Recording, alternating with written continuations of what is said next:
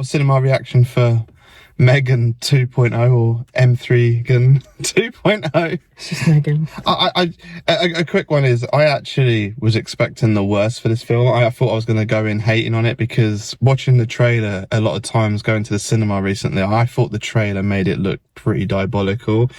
But the film pleasantly surprised me. However, it was an okay popcorn flick. I still think there's a lot of problems with it. Like, there's a lot of silly, stupid gags, which a little bit to me out of place. Because my first issue is, I thought the first M3GAN was okay, and I just thought it was very, to me it was very average. It was like a bit bland and been done before. It was okay. This one is, it goes in a slightly different direction, which from the trailer is obvious, but it wasn't too deviant than I thought. But it has lost its roots a bit. It wasn't really a horror film. I mean, it comes up... The essence was there with a few little twists. It comes up like horror sci-fi, but it really is more of a action, tongue-in-cheek comedy. It had like Battle Angel Alita vibes going on. And there was some like funny Steven Seagal references. They make me laugh. I actually grew up loving Steven Seagal films, and so there was a sequence in it with Seagal titles which made me chuckle, because they're all films that I actually grew up quite loving. And there was like a Thing, John Carpenter's Thing poster there. There's a few film nods. I liked that. I mean, what's your take on it? You probably enjoyed it more than me by the sounds of it. I think I enjoyed the first one more than you. I did like the first one. The kids liked the first one. I thought it was very fun. And the second one, I was prepared for a horrendous film, or for it to be diabolically bad. The trailer really did do a disservice, like you said.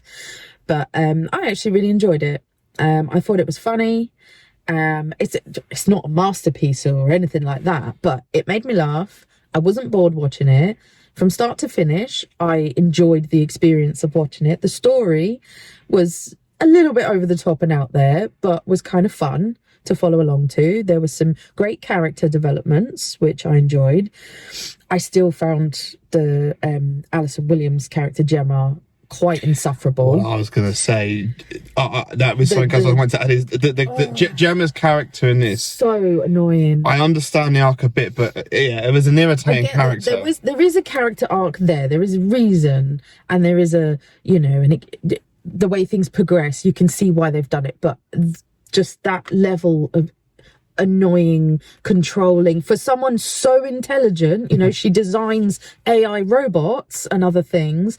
For someone so intelligent, she misses everything in front of her face very clearly, and that to me was a little bit unforgivable. I feel like she could have been a little bit more well developed going into this film rather than how they progressed her. But I thought Katie's character arc was brilliant. The way they did that, no spoilers, like I said. And the other guys, the other two characters, is it Tess and Cole, were consistent with their previous roles, so that was good. And I thought the actual villain was quite dark and cold. Without spoiling anything, I enjoyed that character arc of it. For me, it was a little bit predictable, but I do see things. But it was quite a light-hearted film. It was. It wasn't too serious. It didn't take itself too seriously. For a Blumhouse coming up with that horror logo and stuff, it's an definitely odd not. one. It's not. It could have been a more horror-y, more tense.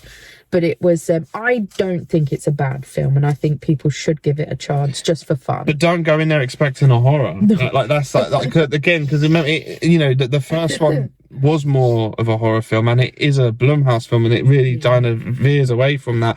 The humour is similar, though, in the second one. It has that kind of dark humour. There was some over-the-top, almost teen comedy gags which brought it down, and it brought it down quite a lot for me, which made me feel it took me out of it. So the film's plodding, and then all of a sudden they'll throw a really stupid, unnecessary gag that belongs to something like American Pie. Really, it's the sort of gag it belongs to, yet it's been put in this weird sci-fi drama, slightly on the edge of horror, bizarre film. It makes me feel like this film doesn't know what it is. But overall, I would say it's not the worst popcorn flick, and No, it's it was okay, fun. cheesy background viewing, but it's again, it's an all right average film. Unfortunately, I wanted, to be honest, I always want a lot out of a film. But I got more than I expected, because I really thought I was going to go in thinking this is a one and a I half thought it was star going to film. be awful. And it's not. It's a bit more average. So that's a positive. So, you know, not as good as the first, but a bit of fun. Agree.